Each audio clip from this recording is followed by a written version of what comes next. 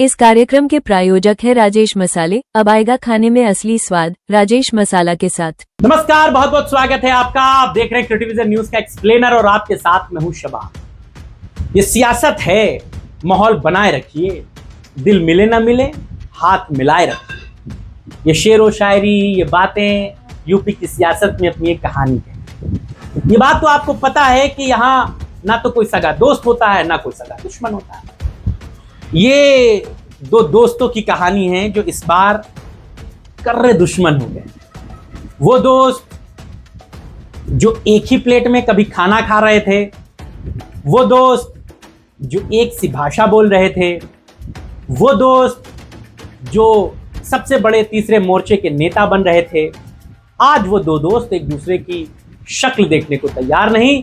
दोनों को एक दूसरे की राजनीति बिल्कुल पसंद है। जी, इन दो दोस्तों में एक हैं भाईजान और दूसरे हैं अपने पियर का चाचा, यानी असदुद्दीन ओवैसी और ओम प्रकाश राजभर। वो गाना तो आपको याद ही होगा, शत्रुघ्न सिन्हा का, दुश्मन ना करे दोस्त ने वो काम किया है, उम्र भर का गम हमें इनाम दिया है।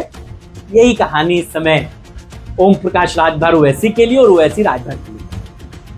इस कहानी को समझने के लिए 2022 के विधानसभा चुनाव में चलिए पहले। 27 में क्या हो रहा है ये बाद में बताऊंगा। इतिहास पढ़ लीजिए क्योंकि इस बातों में इतिहास का बड़ा जिक्र हो रहा है। साल था 2022 का। उत्तर प्रदेश में विधानसभा चुनाव की तैयारी चल रही थी। छोटे दल, जिनमें ओम प्रकाश राजभर थे, जिनमें असदुद्दीन ओवैसी थे, जिनमें बाबू सिंह कुशवाहा थे, जिनमें स्वामी प्रसाद मौर्य थे, जिनमें पल्लवी पटेल। ये 5 नेता अपना एक गठबंधन, हाँ छठा एक और नेता था, चंद्रशेखर रावण। ये 6 नेता ऐसे थे जो उत्तर प्रदेश में तीसरे मोर्चे का एक विकल्प बना रहे थे, क्योंकि ओवैसी चाहते थे कि उत्तर प्रदेश में कोई बड़ी पॉलिटिकल पार्टी उनसे गठबंधन कर ले, सपा कर ले, कांग्रेस कर ले, बहन जी कर ले, कोई कर ले, ओवैसी चुनाव लड़ लेंगे। लेकिन कोई ओवैसी को अपने साथ लेना नहीं चाहता था। कमोबेश यही चाहत चंद्रशेखर रावण की भी।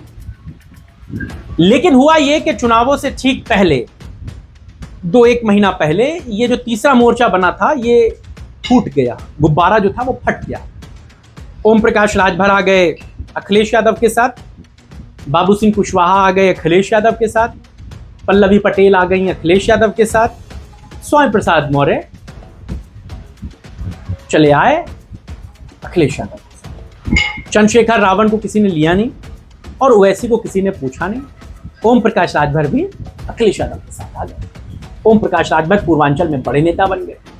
अखिलेश यादव ने दे दी, 12-15 सीटें लड़ गए, 6 विधायक भी बन गए इनके।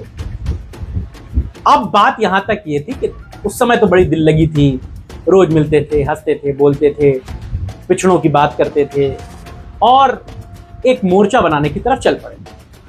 अब 27 में आई, ओम प्रकाश राजभर की सियासत तो ठीक ठाक एस्टैब्लिश हो गई, काम कर रहे हैं, मंत्री हैं, चुनाव लड़ रहे हैं, लड़वा रहे हैं। एक स्टिंग भी आया है, वो भी टिकट बेच रहे हैं।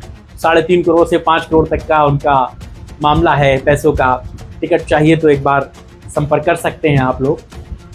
और उसमें हुआ ये कि अभी ओवैसी लखनऊ आए थे। लखनऊ क्या आए थे? बहराइच आए थे। बहराइच की मटेरा एक विधानसभा सीट है जहां से समाजवादी पार्टी के बड़े कद्दावर नेता रहे यासर शाह, उनकी पत्नी वहां से विधायक है। तो मटेरा से इस बार ओवैसी की पार्टी के प्रदेश अध्यक्ष यानी कि AIMIM के प्रदेश अध्यक्ष शौकत अली चुनावी ताल ठोक लेते। ओवैसी का उत्तर प्रदेश में आना ये शौकत अली के नाम के अनाउंस करने से नहीं जुड़ा था। ओवैसी बेसिकली यूपी की गर्मी को भांपने आए थे, अपने गठबंधन को लेकर के एक ऑफर लेटर देने आए थे कि देख लीजिए मौका है, चुनाव शुरू होने वाला है, जो कहेगा उसके साथ हो लेंगे। कांग्रेस कहेगी उसके साथ हो लेंगे, बसपा कहेगी उसके साथ हो लेंगे, अखिलेश कहेंगे उसके साथ हो लेंगे, नहीं कोई मिला तो तीसरा, चौथा, 5वां, 6वां कोई मोर्चा बना लेंगे।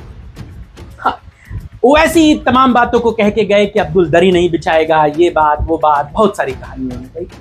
लेकिन इसके बाद बड़ी दिलचस्प बात शुरू हुई। इसके बाद शौकत अली ने महाराजा सुहेल देव को लेकर एक टिप्पणी कर दी। चूंकि सुभाषपा में सुहेल देव के ही नाम से तो पार्टी है, सुभाषपा में जो सा में छोटा हुआ है ना, वो सुहेल देव ही है, उन्हीं के नाम से पार्टी है। और उनको लेकर के प्रदेश अध्यक्ष ने बहुत सारी बातें कह दी। क्या कहा उन्होंने, पहले ये सुन लीजिए। ओम प्रकाश राजभर के आने से पहले हम तो जगह जगह उनकी मूर्तियां छोटे से उसमें घरोदे में बन करके लगती थी, वहां तो लिखा रहता था सुहेल देव पासी। आज भी लिखा रहता है सुहेल देव पासी। पासी समाज आज भी उनको कहता है। दूसरी चीज यह है, मैं तो राजा सुहेल देव को राजा मानता ही नहीं हूं। अगर राजा सुहेल देव राजा होते तो शायद उनका बहराइच में कोई किला तो होता। भाई जितने राजा थे उन लोगों ने अपने रहने के लिए किला बनवाया, रहने के लिए उनकी रानियों के रहने के लिए जगह, सब कुछ है क्या यहाँ पर? ये एक काल्पनिक है। 1000 साल पुराना इतिहास जरा मुझे बता दें कि वो कागज के पन्ने पे लिखा जाता था कि वो चमड़े पे लिखा जाता था? कौन इतिहासकार है? अरे कोई भी आया कुछ भी लिख दिया तो वो इतिहास नहीं बन जाता। सुना आपने, काल्पनिक है, इतिहास नहीं है, ये बात वो बात, राजा नहीं है। अब ये बात निकली थी तो दूर तलक जानी थी। ओम प्रकाश राजभर से किसी ने पूछ लिया कि भैया ये तो ऐसा ऐसा कह रहे हैं। अब वो लगे कहने बकने। ओम प्रकाश राजभर भी फिर जब कहने पे आते हैं तो बहुत कुछ आ जाते हैं। कई जगहों पे तो उन्होंने गालियां तक दे डाली। अब वो तो हम सुना भी नहीं सकते हैं, आपको अपने शब्दों से बता भी नहीं सकते हैं। अब वो माननीय हैं, विधायक हैं, मंत्री हैं, वो कुछ भी कह सकते हैं। उनके लिए मर्यादा वर्यादा कुछ नहीं, उनके लिए सेंसर वेंसर कुछ नहीं होता, उन पर कोई कार्रवाई नहीं होती। हम आप कहेंगे तो अभी तमाम 25 पैरामीटर लग जाएंगे, यूट्यूब पे ब्लॉक कर देगा आपको, बाकी तो सब छोड़िए। लेकिन वो कह सकते हैं। क्या कहा उन्होंने ये भी सुनिए जरा, दूसरी जगह से बाइट ढूंढ कर लाया हूँ।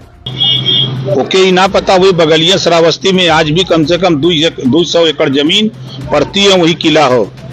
ओके ना लौका तो जाके देख ले, वहाँ पूछ ले अपने बिरादर से कि किला हो कि नहीं हो। और दूसर बात, पढ़ल लिखल हो तो वो मुसलमानों का संविधान जब यहाँ शासन था तो वाइने अकबरी था। जब यहाँ अंग्रेजों का शासन था तो संविधान गजेटियर था, उसमें भर शासक महाराजा सुहेल देव जी लिखा गया है।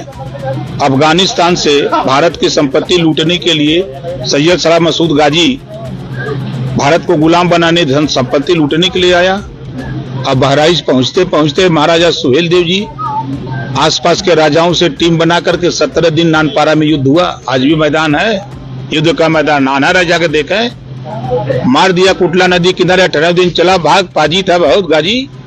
और महाराजा सुहेल देव जी जाके वही चाप दिए, बटूर गए, उठा दिए एकदम वही। आज भी उनकर वही कब्र गड़ा लिया, जाके तो देखा इस समय 5 एकड़ में बन गए पार्क। तो खबर का लब्बो-लुआब ये है कि दोस्त अब दोस्त नहीं रहा, दुश्मन हो गया है। और ऐसा दुश्मन हो गया है कि अब 2027 की लड़ाई में बड़ा कर्रा मुकाबला होगा, क्योंकि अब ओम प्रकाश राजभर उस मोर्चे में तो आने से रहे। हालांकि चंद्रशेखर रावण अभी भी मोर्चा बना रहे हैं, वो स्वामी प्रसाद मौर्य से मिले हैं, अभी जब आए थे वो भी लखनऊ, लेकिन वो वैसी से नहीं मिले। अब वो भी पहले देख रहे हैं कि बार्गेनिंग थोड़ी कर ली जाए, कहाँ पर क्या कुछ हासिल हो जाए, क्या है क्या नहीं, और सब तमाम चीज़ें देखी जा रही। आपका क्या नज़रिया है इन दो दोस्तों की कहानी पर जो दुश्मन हो गए? और अगर ओवैसी और राजभर अकेले अकेले लड़े तो फिर इसके क्या फ़ायदे और नुकसान हैं, बताइएगा। आपके राय और विचारों का इंतज़ार है। अभी के लिए इतना ही, लेकिन जो दुश्मन ने काम किया है वो जो दोस्त ने काम किया है वो दुश्मन ना करे, यही तो गाना था। अभी के लिए इतना ही।